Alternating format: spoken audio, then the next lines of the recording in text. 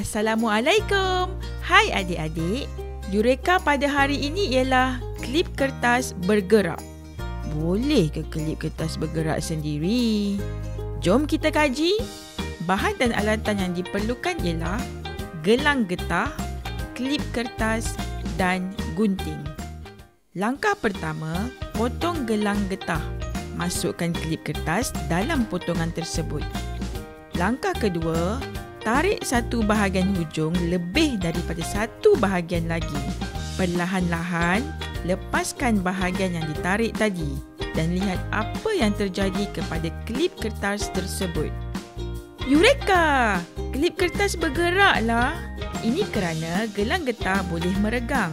Apabila dilepaskan perlahan-lahan, regangan tersebut membolehkan klip kertas kelihatan bergerak melaluinya.